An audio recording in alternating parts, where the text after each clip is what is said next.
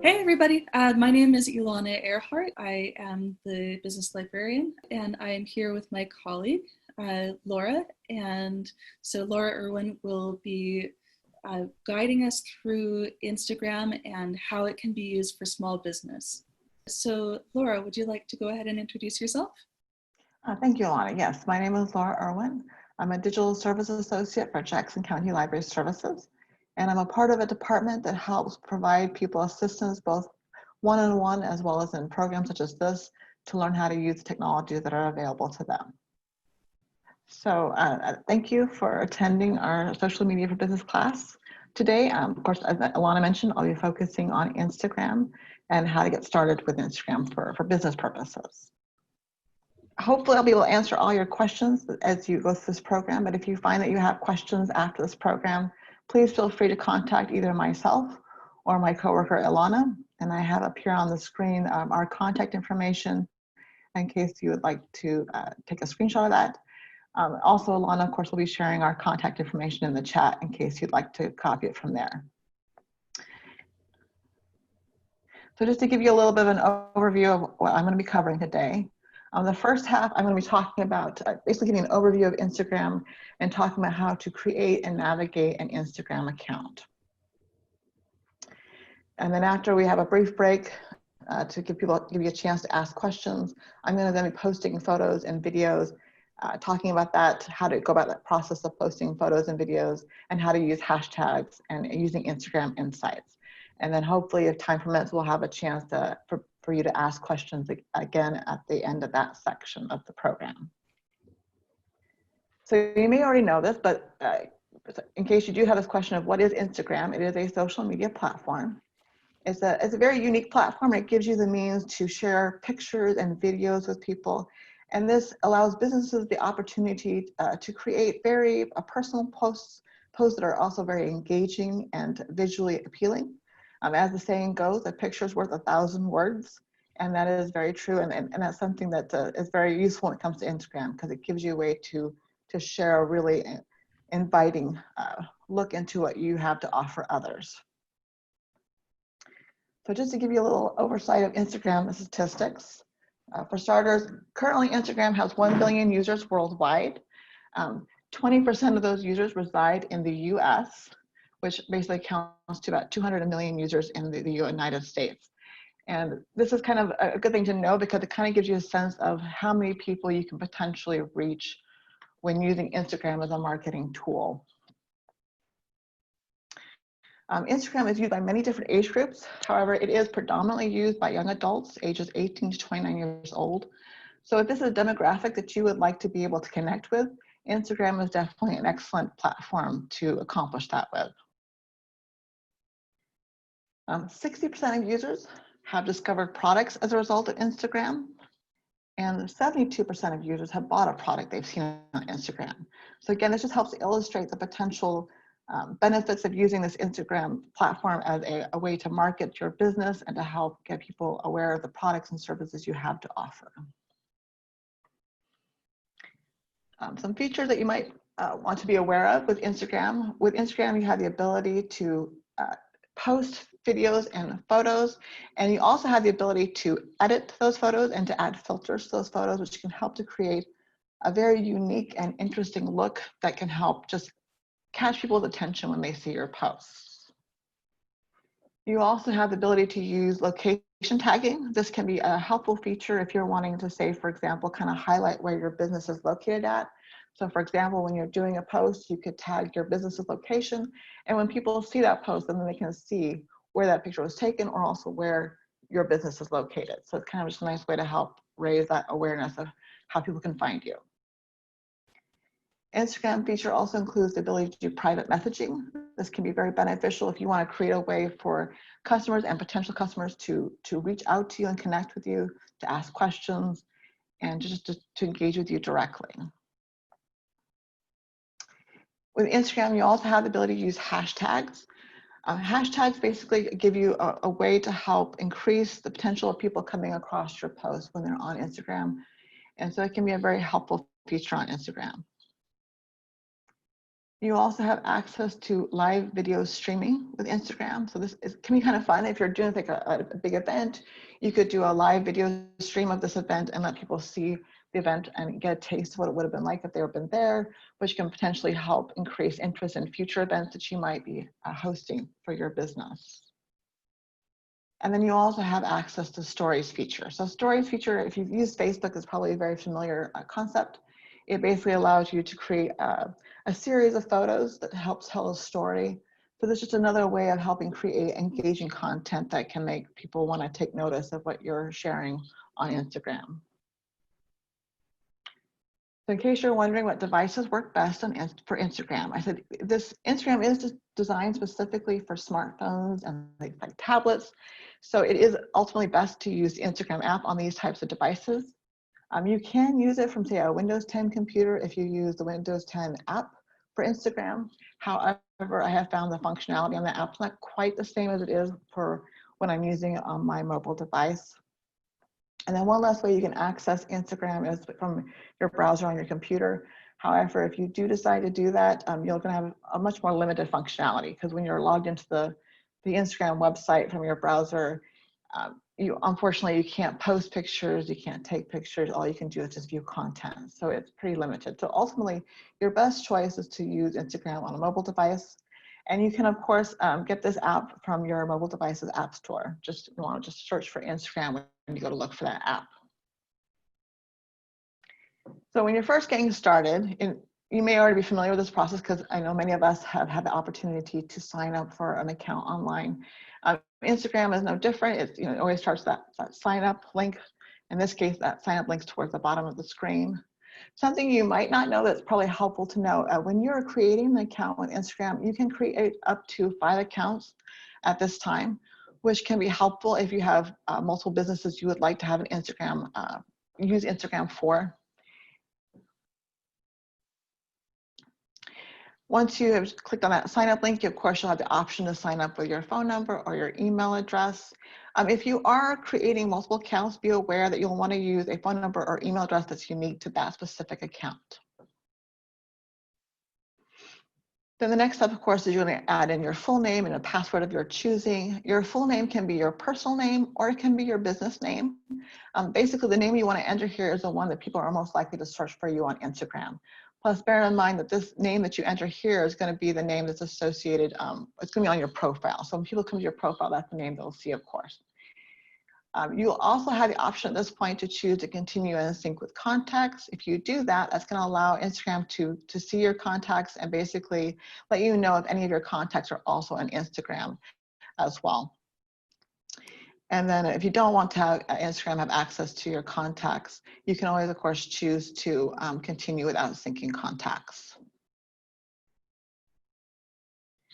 You'll, of course, then be asked to add your birthday. This is pretty standard, as you probably will know if you've signed up for an account online. Instagram asks for this because there is an age limit. You have to be 13 or older if you would like to sign up with Instagram. And then you're going to be brought to a point where Instagram will assign you a username. However, I do recommend taking some time to think about this before moving on to the next step, because your username is going to be associated with any post you do on Instagram. So you do want to take some time to think about this. And if you want, you can choose to change this username. Something also you'll want to do when you're going through that process of deciding what your username is think of at least 2 to 3 possibilities. That way, if your first choice is not available, you can choose the next one. And if you want to change that username, of course, you can just click on that change username link underneath the next button. And then once you have that set up where you want to go, just click on next. And then, of course, it's going to ask you, do you want to find Facebook friends to follow? This can be helpful if you're wanting to connect, say, your Facebook business account with your Instagram account. But if you're not ready to do that at this point, you can, of course, choose to skip that process. Then you'll be asked, of course, to add a profile photo. When you choose that profile photo, you do want to take some time to think about what photo you want to use, because this photo is going to be associated with any post that you do on Instagram. And it's also something you're going to want to, it needs to be an image that's going to look good when it's like in a thumbnail size, because sometimes you'll just see only this small image. So just ultimately make sure to choose a high quality photo when choosing your profile photo. One option you might consider is using your business's logo. I've noticed several businesses that have done that for their profile picture. So you can choose to add a photo for your profile pic at this point if you're ready, or you can skip it and do it at a later time if you wish. And then Facebook's going to ask you if you want to follow other people. So you may not have anyone in mind at this point. So if you don't, you can always click on the arrow to go forward. If not, you might take some time to see who you'd like to follow. I know for myself, I chose to follow people who were doing things similar, who are in similar lines of work, who are posting to Instagram, because that gave me a chance to get ideas from other people who are doing similar things to myself, work-wise. And then once you do that, you'll then next go to the lovely welcome to Instagram screen. So your account is pretty much ready at this point. However, bear in mind at this point, you have by default a personal account. So there's still some more steps you're going to need to take when getting your account ready from a business standpoint. For example, if you want to be able to use tools such as Instagram's Insights, or if you want people to go follow you without needing your permission to follow them, you're going to want to switch to a professional account. So when you're ready to switch to a professional account, do by tapping on that circular icon at the bottom right-hand corner of your screen. And then from your profile, you'll want to click on the 3 lines or hamburger menu, as some people refer to it. This will reveal a menu, and from that menu, you want to choose the settings. And then from settings, you want to choose account. And then once you get to that point, you'll want to just scroll down a bit and then choose the switch to professional account. And then you have the choice of choosing whether you're a creator or a business. Which of these choose just depends on what you feel what works best for you. They're very similar in terms of what you have available to you. So it really comes down to just which one you feel best describes you. I'm going to choose business by tapping on next. And then this brings me to a little screen where I can kind of get some highlights about what benefits I have as a result of switching to professional account. And I can flip through these little screens, let me know what is possible. And then I can choose when I'm ready to just tap on continue. And then from here, it's going to ask me to select a category. I had already selected one earlier. Normally, it'll give you the suggestion list like this. You can choose from that suggestion list, or you can search like I had done. And then just choose education, because that's what I think fits best for me. And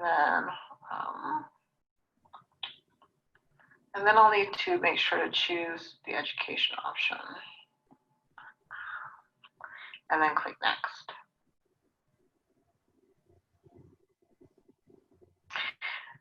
Next, I'll be asked to enter my contact information.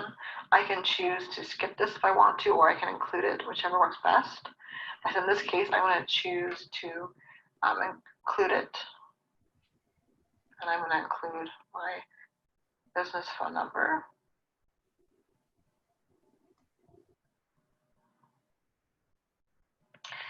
And I'm going to include my business address.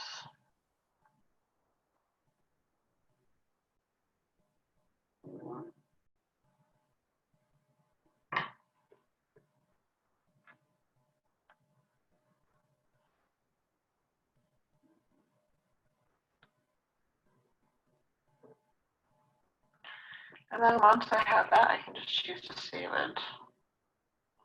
And then I can choose to go next.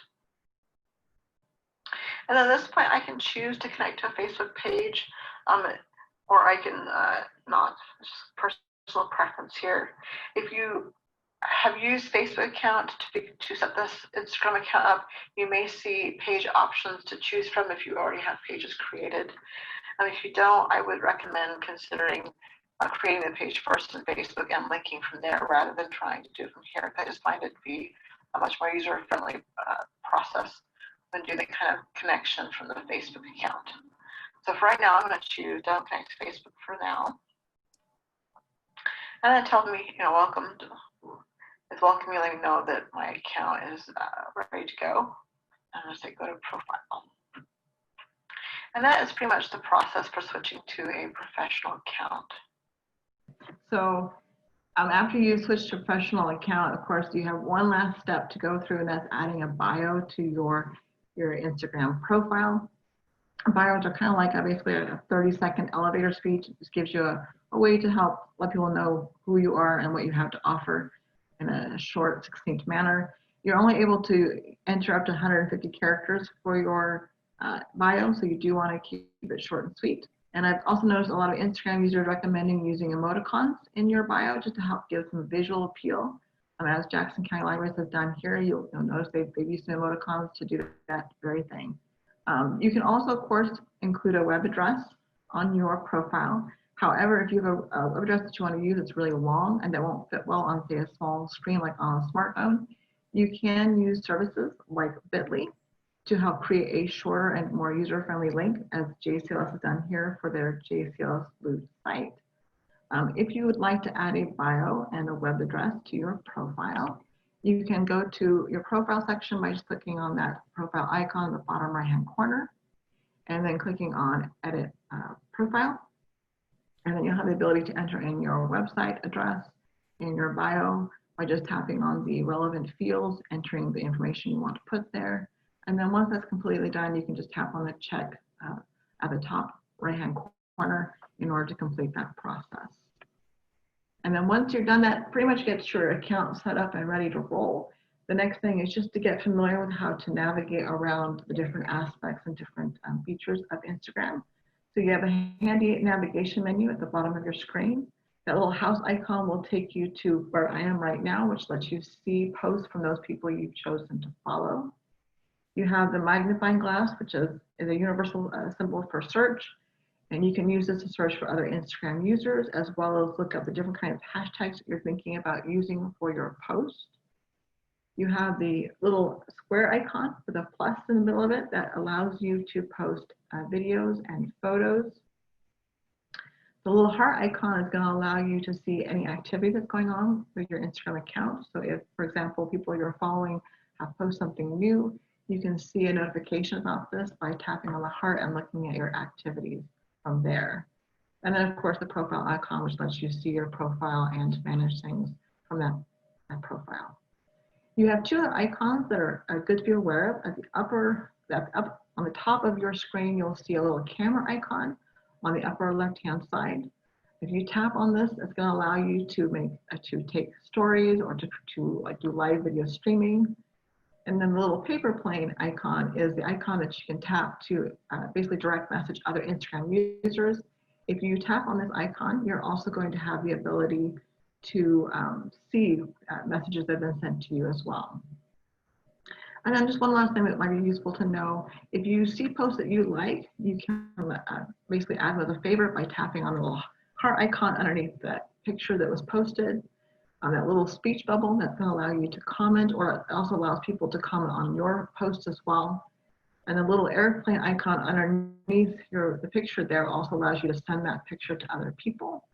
And then you also have this handy little bookmark icon here underneath the picture on the right-hand side that allows you to save that if you want to refer to that post at a later time. So if you're wanting to post a photo or a video, the first thing, of course, is to click on that little square icon with a plus in the middle at the bottom of your navigation, at the bottom of your screen in your navigation menu. When you tap on that, it's going to bring you to a screen that's similar to the one that you will see on the right-hand side here. If you're on an iPhone, it might say library instead of gallery.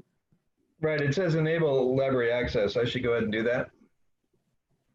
You do have to give it permission to access your photos on your device. So all the photos on my device will be accessible to Instagram?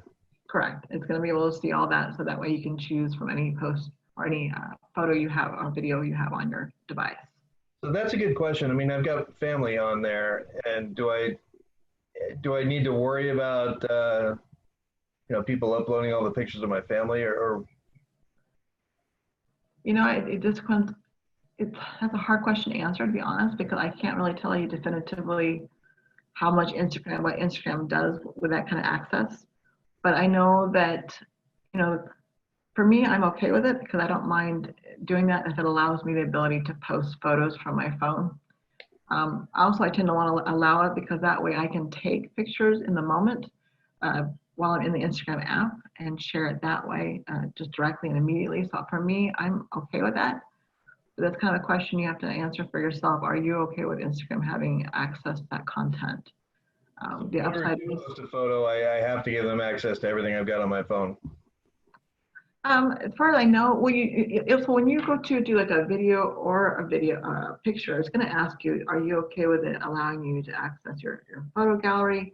If you're wanting to do a video, it's going to ask permission to access your microphone, your camera, in order to be able to use that video feature in Instagram. So Okay.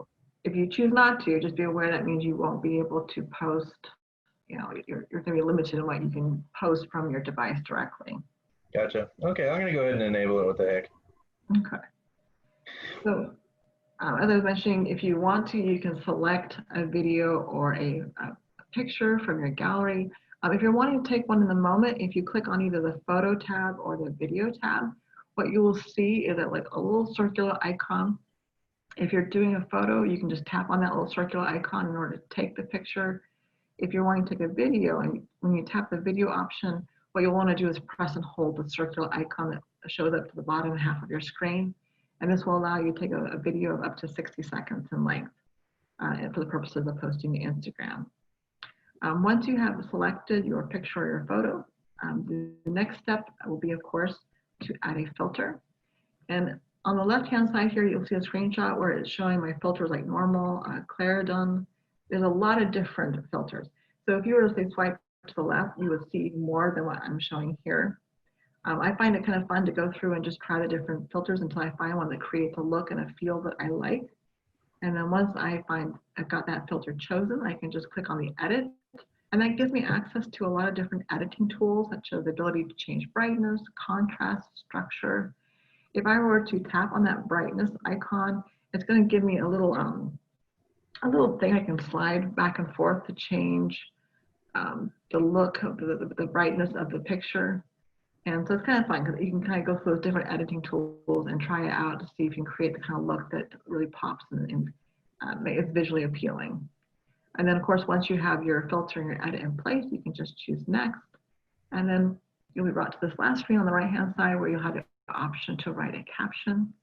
And when you write a caption, you can also include hashtags at this point. And you can have up to 30 hashtags on a post. The more hashtags you have, the greater the potential of people coming across your post, because they search by those hashtags and they're likely to see your post in that hashtag hub. However, I have noticed that some people sometimes tend to suggest to not use the maximum amount of hashtags just because it can create kind of a cluttered look. But ultimately, you have to decide how many hashtags you would like to include in your post. And you do that by clicking on tag people? Tagging people is different. So you can tag different users in Instagram. And when you do that, what that will do is ensure that they get notified about the post that you're sharing. Got it. Okay. You also have the add location. If you tap on that, it's going to give you the means to add the location of like where the picture is being taken. Or if you wanted to, you could put your business address in there in order to help kind of highlight that, and people view your post that way they'll know where that location is, and it'll maybe give them a sense of how to find you. You also from here have the ability to post to like Facebook, Twitter, or Tumblr if you have connected your Instagram account to these social media platforms. And then once you're done, you can just tap on share and it's gonna post it for you. Doing a video is very similar to a picture. It just starts clicking on that little square icon, the plus at the bottom navigation menu, and then selecting your video or taking your video if you prefer.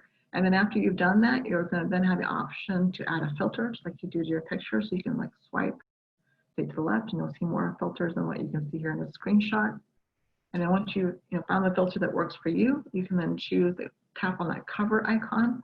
If you do that, it's going to allow you to choose a specific frame from within that video to be kind of that starting moment. So when people see your post, like here with mine, this is my cover image.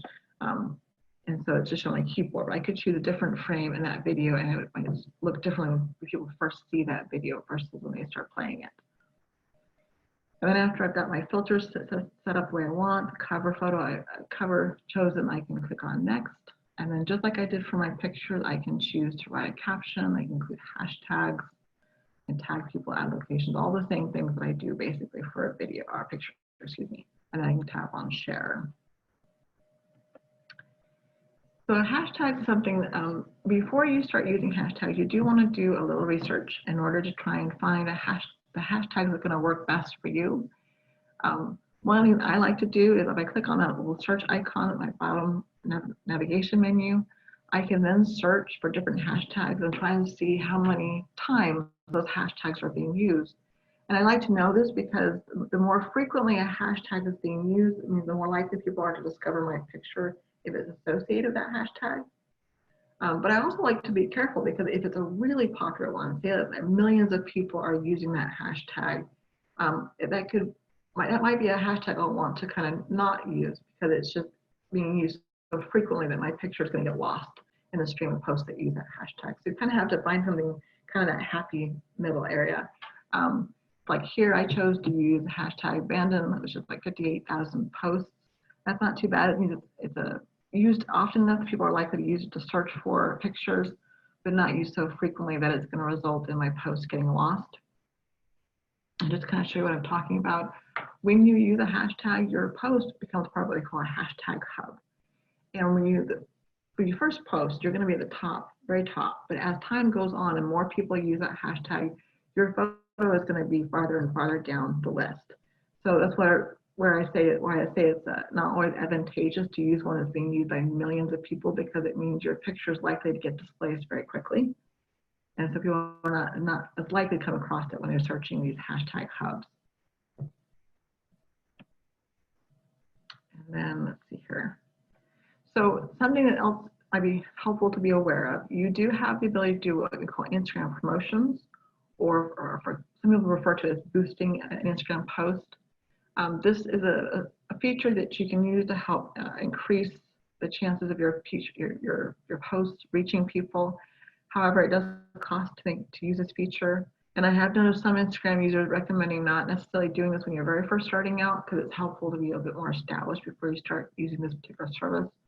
But if you decide you want to, you can access it by going to your profile and then clicking on the promotions.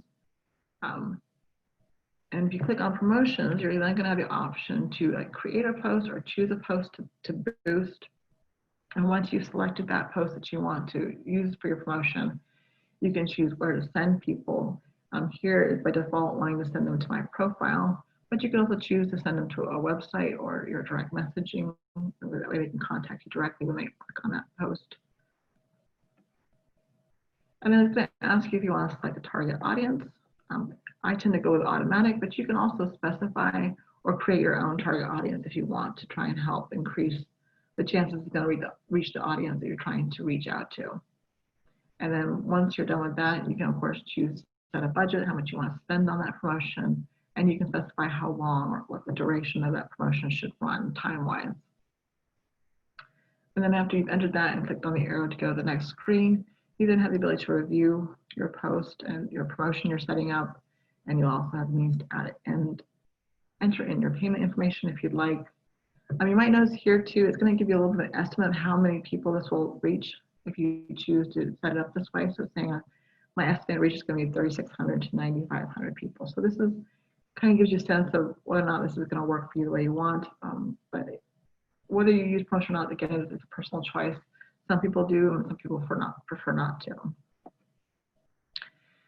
So one last thing I want to talk about today is Instagram Insights. This is a very helpful tool. It can give you the means to analyze how your content is performing, how much reach you're having, how much engagement you're creating with the posts that you're doing. As I have a wonderful video here from Social Media Examiner. They create a lot of really awesome videos on social media and how to use it. So if you like this video, I highly recommend checking them out on YouTube, because they have a channel where they post a lot of different video on social media. So how do you grow your following on Instagram? Having high quality content that gets better engagement is going to be the key to success. But how do you do that? You need to know what works, and that's where insights come in. In this video, we're going to show you the gold mine that is Instagram Insights and how to use it to create better content. You don't have time to waste creating content that doesn't work on Instagram. Fortunately for us, Insights gives us information we didn't have in the past in order to make sure we know what is working. So we're going to walk through where to find the data on Instagram Insights, how to interpret that data that actually makes sense, and then we're going to talk about the difference between Instagram business profiles and Instagram creator profiles. And stick around at the very end where I'm going to help you decide which account is best for you. On Instagram, we call it Insights. That's your data, your analytics, the information that's available to you about how your content and your account is performing. The insights are available to anybody with a business profile or a creator profile. It is not available to personal profiles. In order to access them, you're going to go ahead to your profile, and in the top right corner, there's a 3-line button. When you tap on that, it's going to open up a side menu where you're going to see Insights, clearly labeled for you. Click on Insights, and now you're going to be into all the different information that we're going to go through. You're going to see 3 tabs. The one to look at your content is quite simply labeled Content. This is going to be for all of your individual posts. And if you scroll down, you'll see Posts, and you will also see Stories. If you have any ads or promotions running, you would see that option there as well. Now, even if you don't have any current stories or any currently available posts, if you click on Posts, See All, it's going to open up all of your feed content that you've ever uploaded, and you can now sort that content for various different criteria. So in the Feed Post tab, there are 3 areas listed at the top that are in blue, and these are the searchable criteria. So you can actually look for your content based on engagement, based on impressions, based on likes, various different items. Then you can also search by a duration. So you can actually look for content in the last week, the last month, or up to 2 years ago. Some of the criteria I like to look at are impressions. And I like to look at things for at least usually 6 months to a year. Then I also like to look at engagement. Which pieces of content actually drove the most likes, comments, bookmarks. We also want to look at what content generated the most clicks.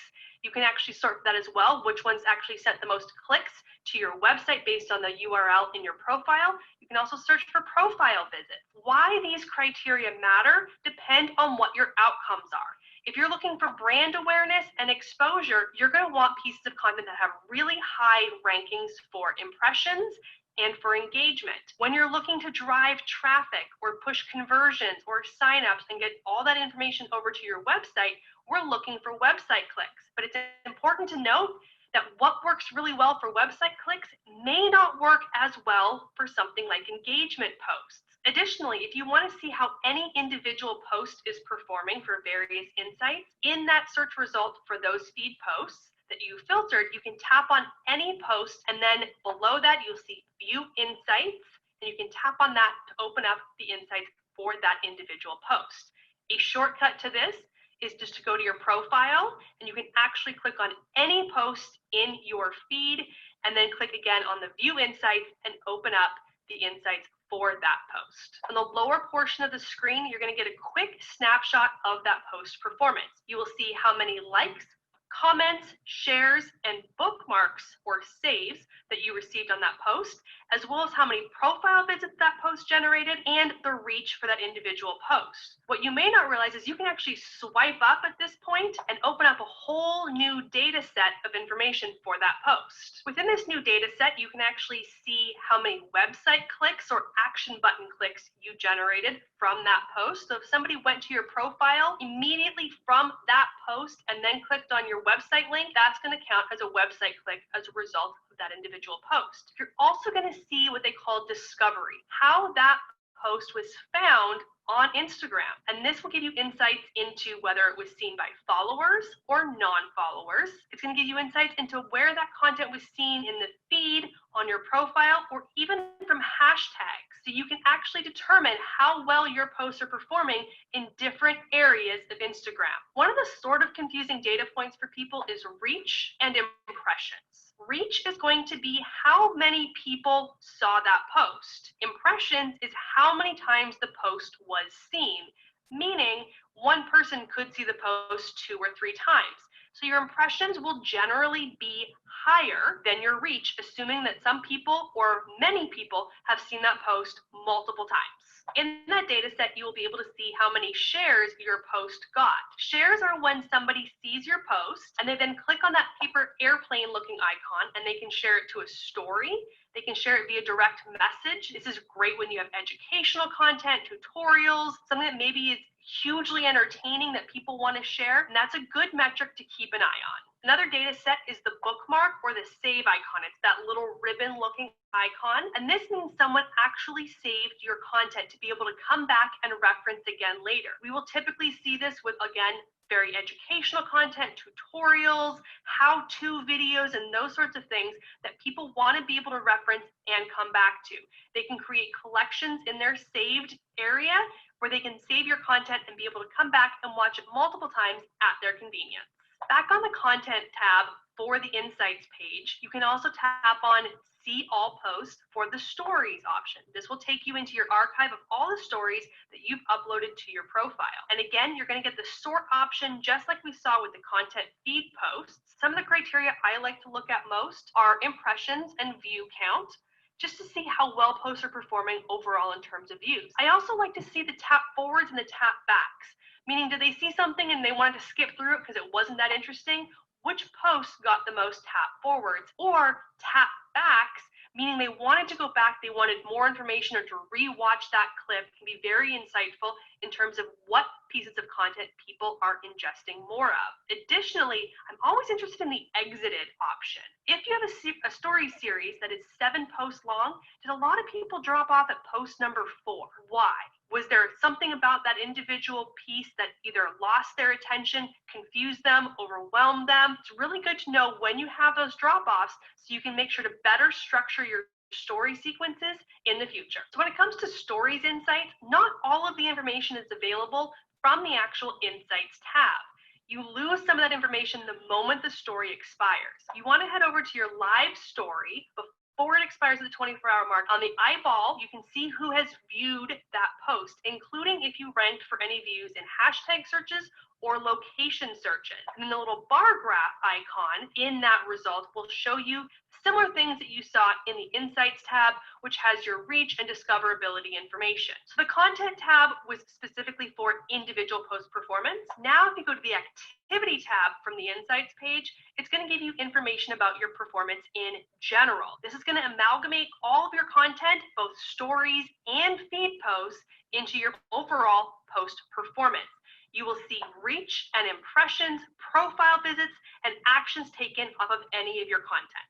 So one of the caveats to the Activity tab is that the data in there is only available for the last 7 days. Meaning if you're looking at data on a Tuesday, it's pulling the information from last Tuesday to yesterday, Monday. So you want to pull your data on the same day each and every week for consistency. So either screen grab that information or go in and pull the information and put it into either a spreadsheet, a Google Doc, something like that where you can track all of that data and even put it into bar graphs and charts that you can easily recognize trends going forward. So in the Audience tab on the Insights page, this is where you get all the information about your actual account growth and your follower demographic. When it comes to the account growth, there is 2 different accounts with 2 different pieces of information. Business profiles, you will see if your account went up or down in followers, but you won't see any specifics. You'll just see a total count. On a creator profile, you actually get a graph that shows you how many follows and unfollows you got on each and every day, making it easier to track how your content is performing for growth. Additionally, you get demographic insight into your followers, so you can see information about their age ranges, male or female, location-based information, as well as days or even hours of which days they're most active on Instagram, helping you determine the best times to post content that appeals to your audience. Go and find out what pieces of content are performing best for you and for your audience. What are they most engaging with? What are they most responsive to?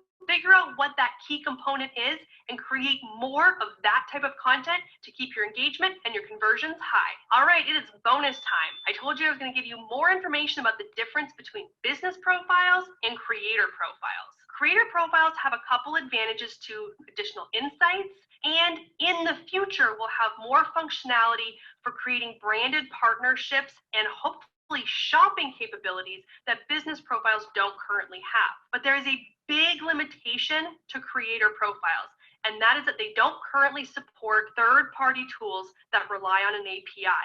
Meaning, if you use a scheduling dashboard tool, if you use an external insights tool, those don't work with creator profiles. The API only allows that for business profiles. So which one should you use, a business profile or a creator profile? It's really going to come down to you and what's of best interest to you. If you're not using a third-party tool for dashboard management or scheduling or insights, you may very well prefer the creator profile and the options that come with the additional insights and branded partnerships. But if you rely on things like third-party tools, you're going to want to stay as a business profile. So understanding the types of content that work well for you and your audience is obviously key. But in order to create that high-quality content that drives engagement and conversions, you need to be strategic with your Instagram efforts. Fortunately for you, we've put together a whole playlist of our top tips for Instagram success, which you can go watch now and get more information dedicated to growing your business on Instagram. I did want to add that when we had a guest speaker last month, I believe, she owns GSD Professional Services, which is a service that instructs business owners on how to engage on social media to promote their business. So she gave some really good advice, and she was saying, don't worry so much about all of the likes and the comments and everything. Sometimes you have silent engagement where people are watching and they will connect with you later, or they will go ahead and click on the link to your website and they have their own personal engagement that you might find out about later. And with your following and likes and on Facebook, people liking your page, all of that, that might grow slowly, but it doesn't mean you're doing it wrong. It just means that that tends to grow slowly.